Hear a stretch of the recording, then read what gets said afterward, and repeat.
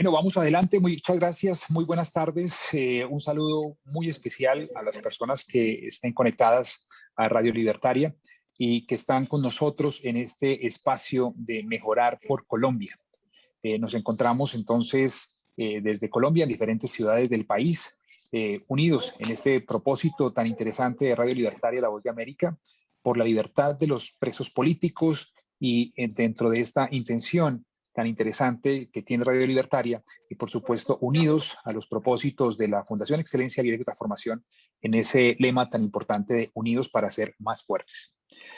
Nos encontramos varias personas reunidas y es lo usual que tengamos en la Fundación Excelencia, Liderazgo y Transformación, encontrarnos diversas especialidades, diversos conocimientos y estudios académicos de muchas personas que dialogamos, analizamos temas tan trascendentales e importantes como en el día de hoy queremos abordar los muy recientes hechos acontecidos al norte de la República de Colombia, en la frontera con Venezuela, en la ciudad de Cúcuta, donde fue atacado la aeronave presidencial, un helicóptero Black Hawk de la Fuerza Aérea, en el cual volaba el presidente Iván Duque, presidente de la República de Colombia. Estamos entonces en sala. Nos acompaña el coronel Edison González. El coronel Edison González es candidato a doctor y, por supuesto, sus aportes políticos estarán de primera mano para este interesante conversatorio. Se encuentra también mi coronel Iván González, quien nos acompaña y fue, además de es oficial de la Reserva de la Fuerza Aérea, fue director de operaciones de la Aeronáutica Civil, quien nos dará un recuento y análisis permanente sobre toda esta operación civil, la integración civil de la aviación en Colombia y la aviación militar, y particularmente en esta operación militar, y por supuesto el presidente de la Fundación, el coronel Luis Alberto Villamarín Pulido. Antes de iniciar, quisiera dar la palabra al coronel Luis Alberto Villamarín Pulido, nos diera un poquito de contexto, nos saludara primero y nos contara un poquito de qué sucedió en Cúcuta, mi coronel, para los oyentes en toda América, de qué sucedió con el helicóptero presidencial. Entonces, adelante, mi coronel Villamarín. A los otros que no estén participando con la palabra, tener el micrófono cerrado para poder continuar y en el momento de que les pida la palabra, lo abre. Mi coronel Villamarín, adelante, por favor. Bueno, muchísimas gracias, mi coronel Carrascal. Una buena tarde para todos los oyentes que tiene Radio Libertaria en el mundo hispano, porque sabemos que esta es una emisora de mucha audiencia y de mucha actualidad en los temas que trata. Respecto al tema que vamos a abocar hoy, pues es conocido de todo el continente, del mundo, que en un viaje que hizo el señor presidente Iván Duque a Cúcuta por razones de seguridad en una zona bifronteriza con Venezuela, el helicóptero donde se desplazaba fue atacado por un grupo de delincuentes que tras una rápida actividad de inteligencia y de acción militar y policial se logró detectarlos y terminaron implicados en el atentado terrorista dentro del grupo Masa o exactamente en las instalaciones de la brigada número 30, y posteriormente se estableció que tenían un plan B, que si les fallaba ese ataque en ese sitio, podrían dispararle a otra aeronave militar donde viajaría el presidente de regreso de Cúcuta a Bogotá en los alrededores de la capital. En este momento, pues todo eso está en investigación, ya se han obtenido serias pruebas de la vinculación del narcogobierno de Venezuela con este ataque terrorista contra nuestro presidente, y desde luego, pues la izquierda y sus amigos han tratado de desvirtuar esta información y de darle otros enfoques, inclusive diciendo que es una jugada politiquera y propagandística del gobierno nacional, sin importarles que estuvo en riesgo la vida del primer mandatario y de todos los ocupantes de la aeronave. Mi coronel, muchas gracias. Pues entonces nos pone usted nos enruta hacia el análisis que vamos a hacer. Tomando un artículo de CNN, hacía un recuento recientemente de muchos ataques que han existido a aeronaves. No realmente a aeronaves presidenciales, en realidad no hay un contexto tan amplio, pero por supuesto que hay bastantes antecedentes militares. Pero tal vez lo más sonado de todos estos ataques que se han ocurrido, y especialmente en Colombia, ¿tenemos alguna antecedente anterior donde se hayan atacado aeronaves con temas políticos? sin mal no recuerdo, mi coronel, un avión de Avianca cayó al norte de Medellín, justamente en un ataque político de Pablo Escobar en esta época. Y no sé si quisiera usted de pronto hacerle un recuento de qué pasó en ese momento, si recuerda usted como historiador, o mi coronel González, tal vez para esa misma época, qué sucedió, y fue un tema político. Pues mi coronel González nos podría ayudar con esa información, pero creo que no es de Medellín, sino aquí en la salida de Bogotá, con el atentado terrorista que iba contra el presidente Gaviria, que no el candidato Gaviria, que no viajó, pero no sé si mi coronel González quiera complementarnos eso. Sí, es correcto. Esa fue la intencionalidad, porque los narcotraficantes estaban en contra de la extradición y entonces el candidato no les era favorable y atentaron entonces contra la aeronave comercial cargada de pasajeros civiles y tratando de asesinar al candidato, que no era de su parecer. Pero resulta que no viajó y simplemente causaron un gran desastre aéreo por asuntos políticos. Mi coronel, muchas gracias. Sí, viendo un poquito la noticia en ese momento, eso fue noviembre de 1989 y era un Boeing 727 de la empresa Avianca. Murieron 107 personas, lamentablemente, y fue una de esas historias oscuras de Pablo Escobar. Pero justamente nos estamos enfocando es en eso. Eh, Llegamos a la historia y lo que queremos contar el día de hoy es un poco de ese vuelo que transita el presidente Duque y que justamente llegando a una visita oficial de unos recientes ataques que sucedieron en Cúcuta y otras actividades de gobierno, el presidente llega a esa zona. No sé si mi coronel González de pronto nos hace algún poco de un recuento corto, qué fue lo que sucedió en Cúcuta, por qué pareciera como que estuvieran atrayendo al presidente para eso. Podría ser, y alguna conexión de inteligencia muestra algo de que los ataques justamente en la unidad militar en Cúcuta pudieron ser un cebo para que tuviera que llegar el presidente a ese tipo de reunión y en esa operación podría hacer eso. No sé si mi coronel González podría, desde el punto de vista político, revisar eso, o mi coronel Villamarín, si tiene algún apunte sobre eso y hace alguna relación de por qué sucede en este momento eso y por qué el presidente Duque estaba en Cúcuta. Pues demos la palabra a mi coronel Edilson González, que nos puede hacer una breve descripción y tal vez le complemente un poco. Gracias, mi coronel. Muchas gracias. Buenas tardes para toda la audiencia. Es muy importante aquí hacer claridad sobre el tema de los ataques en el actual gobierno Duque. La primera amenaza se representa o se refleja en el año 2019 en el Cauca. Recuerdan que había de hecho una visita para negociar el tema del desbloqueo de la carretera panamericana y las primeras amenazas planteadas de las disidencias de las FARC en ese departamento era de atacar al presidente Duque en la visita presidencial a uno de los municipios donde se logró develar un plan macabro para atacarlo con francotirador en uno de los municipios que iba a visitar. Cuando miramos ahorita la situación de su visita al departamento de Santander, pues por obvias razones dentro de la agenda nacional en cumplimiento de su agenda de gobierno, hay una situación bien crítica aquí, es donde de igual manera las mismas disidencias del Frente 33, con una modalidad similar a la que se había planteado en el Cauca en el 2019, que se conoció por inteligencia, también se repite. Entonces, si analizamos, aquí hay una particularidad desde el punto de vista de inteligencia y es el tema del interés de las disidencias de las FARC de atacar al presidente Duque. No es la primera amenaza real, específica, en este caso pues con capturas de manera muy puntual sobre, podríamos decir, donde hay un oficial vinculado, un oficial del ejército, piloto, que conocía perfectamente la situación, que tenía acceso al cantón militar de la Brigada 30 en Cúcuta, y ante esa situación pues nos da lecturas de que esto, detrás de los autores intelectuales, ya pues como lo había mencionado mi coronel Villamarín, el tema de Venezuela, el tema de la frontera, pero ante todo el tema de las disidencias detrás de esta amenaza. Es que yo le quisiera complementar allí, mi coronel Carrascal, a lo que dice mi coronel Edison González. Es que esto lo que hay que mirar son los niveles de responsabilidad en la acción y de planeamiento. Entonces, para mi forma de entender las cosas, hay un nivel de alto turmequé, como decimos en Colombia, que implicaría los intereses geopolíticos de Rusia, de Venezuela, de Cuba y de lo que se llama el socialismo del siglo XXI en Latinoamérica. Cada uno con una agenda distinta, pero todos apuntando contra Colombia, que es lo grave. Habría otro nivel que es el del narcotráfico, que es el que pone el dinero, otro el que pone el dinero, el que financia. Vendría un nivel subsiguiente, que es el de las supuestas disidencias de las FARC, que están en plena connivencia y contubernio con el narcogobierno de Venezuela.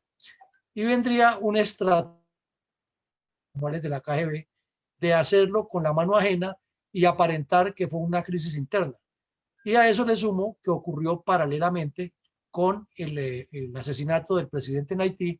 Entonces, si usted une una cosa con la otra, habría mucha posibilidad de que todos esos mismos factores sumados a políticos corruptos que los hay en Haití, los hay en Colombia, podrían estar integrando todo un esquema peligrosísimo. Pero de pronto mi coronel González, Iván, nos complementa algo más. Pues la sumatoria de todos esos factores parciales inducen a tener una duda más que razonable y justificada de que sí podría haber un cebo, un atractivo, porque no solamente está conjugado también el factor de la seguridad interna, sino también de la importancia de las diferencias ideológico-políticas que existen con el vecino Venezuela. Y además con los hechos violentos que han sucedido en la frontera entre estos grupos alzados en armas que han tenido lógicamente bajas y heridos, y entonces existe una animadversión contra todo lo que sea autoridad colombiana y que está representada en su máxima expresión en el señor presidente. Y coronel, muchas gracias. Llegando ya a lo que significa y entrándonos un poquito en lo que sucedió ese día, quisiera contarles un poco acerca de por qué el presidente vuela en Colombia a bordo de un helicóptero Black Hawk. En realidad la flota de los helicópteros del presidente, el presidente de Colombia vuela en helicópteros Bell 412, que han prestado servicio a la presidencia durante muchos años.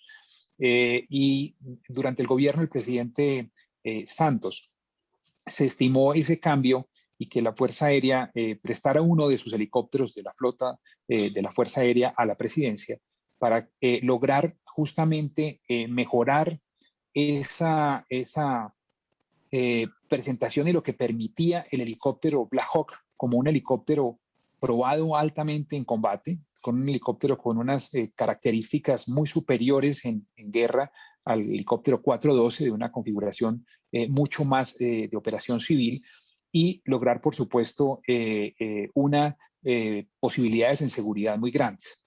Realmente, como lo explicó en ese momento el piloto a los medios de comunicación y es de conocimiento público, realmente la expresión del piloto, y me llenó de orgullo realmente, porque justamente la selección que hace la Fuerza Aérea para llegar a esos pilotos que están volando con el presidente, tanto en las aeronaves de ala fija como a la rotatoria, pues justamente es la selección más avanzada de los pilotos dentro de todos los escuadrones que llegan a ser parte de eso. Y me llena de tranquilidad eso, realmente que el piloto a bordo de ese helicóptero Black Hawk justamente mantuvo toda la calma acerca de esa operación. Antes de llegar a ese punto, quisiera preguntarle un poco a mi coronel González, en esa operación visual especialmente en la zona de Cúcuta, entendiendo que opera realmente la operación civil presidencial, que es una operación, pues, por supuesto, de carácter de primera categoría de seguridad nacional, pero dentro de un aeródromo, por supuesto, de naturaleza civil. Mi coronel, que voló tanto en ese aeropuerto, que es un aeropuerto complejo, de vientos complejos, tan pegado justamente a toda la frontera con Venezuela, tan cercano a Ureña, perdón, a San Antonio del Táchira, justamente también a Villas del Rosario, que está ahí en esa parte más al sur. Y ya pegándose a la cordillera, en esa ruta hacia Chinácota, Bucaramanga y todo eso. ¿Qué nos puede contar un poco, mi coronel, acerca de esa zona en donde se está operando y la operación típica que haría la operación, esa mezcla entre la operación militar, presidencia y la llegada a ese aeropuerto en Cúcuta. Correcto. Para dar un contexto macro y ir al detalle después, tengamos en cuenta que el señor presidente necesitaba ir a una zona muy rural, bastante alejada, en el noreste colombiano, donde tenía que hacer un trayecto desde la ciudad de Bogotá, que está en el centro de la nación, hacia esa periferia. El trayecto que inicialmente lo hizo en su gran parte en un avión, en el avión al servicio de la presidencia. Pero el último tramo requería una aeronave más versátil, como es el helicóptero, para llegar al punto exacto donde estaba preparada su reunión. Entonces, ese trayecto final, corto, esa pierna que llamamos, está, como usted dice, muy cerca de la frontera. Es una zona de bastante conflictividad, hay presencia insurgente y aunque se puedan tomar también muchas medidas de cuidado y de seguridad, de todas maneras aumenta algo la vulnerabilidad. Porque como primera medida no se pueden hacer maniobras evasivas amplias porque la frontera está muy cerca y se violaría el espacio aéreo de la nación vecina. En segunda motivación están los fuertes vientos de esa zona, como usted mencionaba. De por sí este es un aeropuerto de varias pistas precisamente para poder ser flexibles en la operación aérea si cambian los vientos, que son muy repentinos, violentos y turbulentos. El otro motivo es que la Fuerza Aérea, que es la que opera la aeronave del señor presidente, no tiene unidades militares en ese sector propias para hacer operación exclusivamente militar y debe hacerlo combinado con aeropuertos comerciales como es el aeropuerto Camilo Daza de esta ciudad. Entonces se mezcla el tráfico comercial, perdón, el tránsito comercial, el tráfico es otra cosa que es de narcóticos, con el tránsito militar, teniéndosele que dar alguna prioridad al tránsito militar. Pero sin embargo se presentan circunstancias más detalladas, como por ejemplo la maniobrabilidad, la proximidad al terreno, los lugares por donde se debe transitar, que son áreas urbanas y que tienen cobertura pues de poblacional muy amplia y por lo tanto aumentan las factibilidades de ser agredido. Esa es una de las motivaciones por las cuales se hizo esta operación en esa configuración, que aunque es muy analizada desde el comienzo y muy bien coordinada con todo el resto de aeronaves comerciales y también otras militares, porque al helicóptero presidencial también lo escoltan otras aeronaves militares con otros funcionarios y otras capacidades pues, de combate adicional, pero sin embargo aumentan las factibilidades de riesgo. Parece que mi coronel Carrascal tiene algún problema ahí mientras se conecta. Yo le pediría a Edison entonces que, además de la explicación técnica que nos da mi coronel González muy profunda sobre las razones o las circunstancias en que ocurrió esto, si usted nos puede precisar, mi coronel Edison González, detalles de lo que pasó antes con la bomba y por qué se dice que es un cebo contra el presidente, ya más específicamente. Bueno, mi coronel, primero hablar desde el punto de vista de la situación de quién está detrás y por qué sería el cebo. Lo claro, mi coronel, y lo que lleva la Fiscalía y para toda la audiencia, hay algo muy importante que tener en cuenta y es las supuestas disidencias de las FARC dirigidas por Iván Mordisco y Gentil Duarte, las cuales en este tema de narcotráfico, haciendo aclaración, que la situación de Santander tiene un tema muy crítico de narcotráfico y pues por obvias razones que todo este tema llega a Venezuela relacionado directamente con el cartel de los soles. De igual manera, alias John Mechas, que fue el cabecilla del Gabor 33, quien figura como coordinador de este ataque, se encuentra en Venezuela y que de igual manera de Venezuela fue que vinieron las coordinaciones, de Venezuela fue que vinieron las instrucciones. Y para el Ministerio de Defensa lo que representa estas diferentes reuniones que se desarrollaron, como ya lo manifestó mi coronel Villamarín, no solo se hicieron de planeamiento en Cúcuta, sino también en Bogotá como plan B para atacar Y aquí es donde vamos a mirar lo que muestran las evidencias de las incautaciones y los hallazgos, y es que más de 23 celulares, más de 5 vehículos, más de 185 millones de pesos, unos discos duros, una USB, cartuchos y los fusiles que estaban previstos utilizar en caso de que el plan de Cúcuta fallara, eran fusiles Barrett, que eran para en el momento del aterrizaje aquí en el aeropuerto. Y esto nos determina la situación de que dónde era más fácil desarrollar el atentado. Pues por obvias razones era más fácil porque lo podían dirigir de alta influencia urbana, alta influencia con capacidades de estructuras o redes de apoyo en el ámbito urbano para desarrollo de actividades logísticas y actividades de inteligencia, y de cierta manera se podría decir que un militar activo, el cual fue retirado, porque por obvias razones hay que aclarar aquí algo, y es que esta persona está vinculada y fue retirada precisamente por vínculos con el narcotráfico y fue dada de baja del ejército precisamente por esos vínculos que fueron detectados con estructuras ilegales.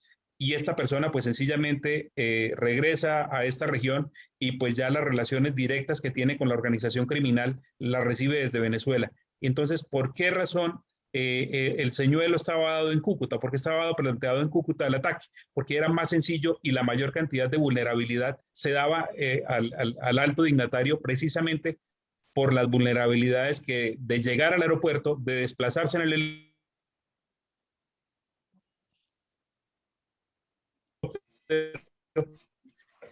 y en ese momento la aproximación de la aeronave era lo que les permitía a ellos disparar como lo vimos.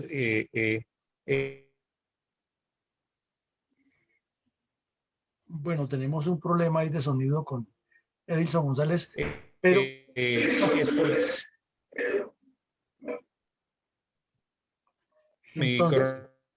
si es que hay un problema de sonido, pero ya usted recupera enseguida y nos termina de contar eso. Entonces, aquí ha surgido, lo han convertido, ese problema del ataque terrorista contra el presidente de la República, lo ha convertido la oposición como en una forma de desprestigio contra el señor presidente, contra el gobierno y contra la misma inteligencia militar y contra todos los que han explicado tanto los temas como nos decía mi coronel Iván González, como lo que nos decía Edilson González. Pero aquí yo quiero preguntarle a mi coronel Iván González, que es piloto experimentado, una primera pregunta, porque escuché anoche en uno de los programas de opinión muy fuertes en Colombia que decían que es imposible que un helicóptero se pueda ser derribado por un tiro de fusil. Y yo diría que si le pegan al piloto y al copiloto, pues sí se puede derribar. O no sé si perforan un tanque o los tanques y se desocupa el combustible, esa parte no la conocería. Pero mi coronel González, que es experto en el tema, nos podría explicar si se puede derribar un helicóptero con disparos de fusil. La respuesta es sí, pero una cosa es que eso se pueda ejecutar y otra que sea altamente factible, no antes por el contrario. Es muy poco probable. Por razones técnicas, así en forma rápida, por ejemplo, todas estas aeronaves, y por eso son tan costosas, tienen muchos sistemas redundantes. Entonces, por ejemplo, si un proyectil daña una red eléctrica, hay otra que lo suplanta. Inclusive hay procesadores que en forma automática hacen esos relevos tan instantáneos entre un sistema que falla y el paralelo, el redundante, el duplicado, que muchas veces ni siquiera el piloto se entera por algún hecho significativo, sino por alguna alarma que se enciende. Y que una alarma silenciosa, muchas veces que no es ni siquiera escandalosa, como decimos, no hace bulla, no es de timbre. Y así es en todo, el sistema hidráulico, el sistema neumático, el sistema de ventilación, el sistema de combustible, los sistemas mecánicos de control de piezas móviles, o sea, dinámicas. Bueno, ese es un factor. Otro factor también es que, por ejemplo, no es un helicóptero que tiene simplemente dos palas o dos aspas, como decimos en el campo aeronáutico, en el rotor principal, que es el que da la sustentación de la aeronave, sino que es multipala, de tal manera que se podría casi que llegar a dañar una significativamente y puede seguir sosteniéndose, aunque con algunas dificultades, especialmente provenientes de factores de vibración. pero para eso está el entrenamiento de las tripulaciones y algunos atenuadores de esa falencia o de esa debilidad que se pudiera presentar. Sobre los depósitos de combustible, este es un combustible que es poco inflamable al efecto del impacto, inclusive al efecto del fuego, porque por ejemplo es muy parecido al combustible que usan los motores pesados de los vehículos, de los camiones grandes. No es como el combustible o la gasolina de los vehículos livianos, que es muy incendiario, prende con mucha facilidad. No, tiene su dificultad y por eso ese sistema es muy confiable. Y no tiene, por ejemplo, tiene sistemas de válvulas que en forma automática, en caso de que haya un derrame en una línea, inmediatamente cierra automáticamente, pero no se detienen los motores. Otro factor que es muy importante es ese. No tiene un solo motor, tiene varios. Entonces, esa multiplicidad hace que con una sola fuente de potencia pueda seguir volando en forma bastante segura. Y así sucesivamente. Inclusive también la tripulación.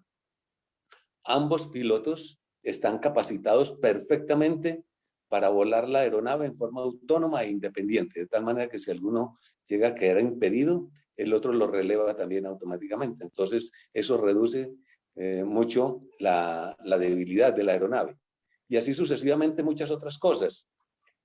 Por ejemplo, se acostumbra estas aeronaves para el combate, pero lógicamente, como decía el coronel Carrascal, esta es una aeronave de combate que se le ha hecho una conversión para transporte ejecutivo. Pero eso, por ejemplo, le permite que como las cargas son muy pocas, porque serían, digamos, máximo 6 funcionarios o 5 nomás, eso es una carga muy liviana para la potencia de estas aeronaves, entonces se le pueden colocar blindajes. Normalmente los pisos tienen unos poderosos blindajes con fibras de carbono que son capaces de contener los proyectiles que provengan de tierra y no ingresan a las cabinas. Y así sucesivamente. De tal manera que hay tanto factor técnico en cuanto a la máquina que es muy, muy segura. Las probabilidades de ser derribados con proyectiles de fusil son muy bajas. Eso es prácticamente un intento tan poco válido que si estas personas conocieran las fortalezas de estas aeronaves, no se arriesgarían ni siquiera a intentarlo. Si lo hacen, de pronto sería simplemente por esnobismo y por llamar la atención de los medios de comunicación y pues por las morbosidades de la noticia o por la celebridad. En fin, por otros factores ya totalmente distintos. Pero en cuanto a la tecnología de la nave, no, es altamente segura. Bueno, mi coronel, muchas gracias. Su explicación técnica, pues fundamental. Entonces, que Edilson González nos complete lo que nos estaba diciendo y le pediría que también nos agregue ahí brevemente un poquito acerca de lo que usted nos mencionaba del capitán, porque el capitán sí era piloto del ejército de helicópteros y conocía esto que nos está diciendo mi coronel González. Entonces, si nos complementa, ¿qué se sabe de la vida de este señor en la parte militar y las razones por las cuales fue llamado a calificar servicios? Muchas gracias, mi coronel. Sí, efectivamente, el capitán Andrés Fernando Medina Rodríguez, en su planeamiento, pues lo que se conoce por la fiscalía, con otros 2 hombres, las cuales, pues este capitán iba a cumplir 37 años de edad, completó al servicio del ejército 12 años, 9 meses, 10 días, y había sido dado de baja por facultad discrecional el 12 de agosto de 2016. Importante hacer aclaración que es dado de baja por facultad discrecional. El gobierno nacional, ante situaciones de vínculos, ante situaciones de infiltrados, digámoslo así, del enemigo en nuestra fuerza pública, pues tiene la facultad discrecional de sacar, expulsar sin ninguna explicación, porque no la requiere, como en este caso ocurrió. Este capitán fue, como lo mencionaba, expulsado del ejército el 12 de agosto del 2016 y pues lo que se le conocía eran los vínculos que tenía directamente con actividades de narcotráfico y de igual manera a nivel interno otras acciones que lo relacionaban con pérdida de material de optrónicos, visores, que lo relacionaban directamente con las estructuras al margen de la ley. Su vinculación directamente con su papá en estas actividades, pues primero lo relacionan a él con alias Megatea, un bandido de los Pelusos en el sector de Santanderes que delinque en otra estructura delincuencial y que de igual manera estaba vinculada con Venezuela. De esto, pues también podemos notar que trabajó al servicio de una empresa de seguridad, tuvo la oportunidad de ingresar a la Brigada 30 a cumplir algunas actividades o tenía acceso y era conocido porque había desarrollado algunas actividades de entrenamiento, algunos escoltas, y esa relación con esos escoltas permite otra captura de igual manera de otro miembro de la estructura ilegal de las disidencias y otro de igual manera que estaba relacionado con los del proceso de paz y estaba cumpliendo funciones o labores de seguridad. Lo importante de esto es que se podría decir que él como jefe le garantizó a la estructura criminal de desarrollar o adelantar videos al interior de la Brigada 30, exacto sitio por donde debían ingresar y dónde iban a dejar el vehículo estacionado para posteriormente estallarlo. Es claro de que el vehículo lo compraron con anterioridad, lo prepararon con los explosivos, las cuales no se activaron en su totalidad y porque el daño hubiese sido mayor. Y el objetivo principal, pues por obvias razones, estaba vinculado a dos acciones importantes en Cúcuta. Eso hay que aclararlo y hay que separarlo. Uno era el ataque a la Brigada 30, y en esto, pues la prioridad era los militares de la misión americana que se encontraban allí en actividades de apoyo a la Brigada 30, y dos, la situación que se presentó con el helicóptero y el presidente de la República. Se podría decir que prácticamente son dos actividades en las cuales participa de manera directa y por confianza que se gana directamente allá, logra entrar de manera deliberada al cantón militar. Haciendo claridad de que ya los otros capturados, este señor capitán pues ya decide acogerse y está en colaboración, está buscando un principio de oportunidad para colaborar y para contar cómo estaba la estructura. Lo claro aquí es que sí realmente había un interés, había una prioridad de atacar al señor presidente y atacar a la misión, a los militares de Estados Unidos que se encontraban al interior de la Brigada 30 y pues de igual manera la afectación a este cantón militar, mi coronel. Bueno, pues de acuerdo con lo que dice mi coronel Edison González y lo que nos explica técnicamente mi coronel Iván González, nos quedan ya otros elementos más para aclararle a la población y a la opinión pública. Uno de esos que me llama muchísimo la atención es el de que se preguntan que dónde estaba la inteligencia militar y que por qué este señor andaba como Pedro por su casa. Entonces queda claro que es que una persona que así sea retirada del servicio por la facultad discrecional, desde que tenga el derecho a recibir, por ejemplo, servicios médicos, pues no se le puede prohibir la entrada a los cantones militares. Y a nadie le pueden prohibir la entrada a un cantón militar porque eso no existe en las leyes de Colombia. Lo segundo es que usted nos precisa exactamente que fue que no todos los explosivos estallaron, porque también surge esa pregunta de que por qué se iba a hacer. Y los más fanáticos, y sobre todo los que todavía insisten en que perdieron en el no, pero que fue por un poquito, no que perdió el no, o el que perdieron que querían que sí se refrendara el pacto Far-Santos, pero fue que perdieron por un poquitico.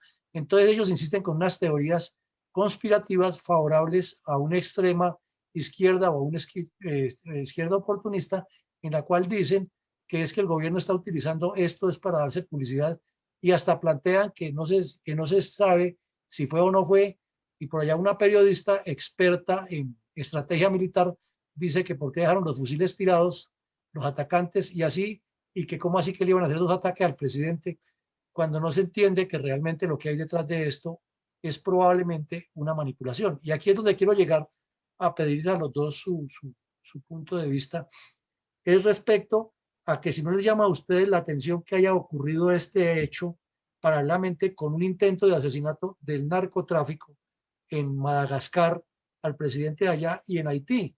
Todos sabemos que el narcotráfico está trabajando una geopolítica distinta con gobiernos totalitarios y funcionarios corruptos en todo el mundo donde tengan la posibilidad. Entonces quisiera comenzar por mi coronel Iván González. ¿Qué opinión le merece esa coincidencia tan extraña de que a 3 presidentes del mundo se les intenten asesinar a 2 y se asesine a 1, y que en todos el brazo oscuro del narcotráfico parecería estar relacionado con estos gobiernos de corruptos y con intereses geopolíticos de potencias que están retando a Estados Unidos en distintas partes del mundo? Que 3 eventos de esa trascendencia, que es atentar contra la vida de máximos dignatarios nacionales, y que no sea simplemente 2, sino 3, pues es una coincidencia muy diciente, que confirma mucho lo que es precisamente el terrorismo internacional o transnacional, como se quiera interpretar. Y eso es basado en el poder del gigantesco negocio planetario de los narcóticos. Muchos han querido decir, no,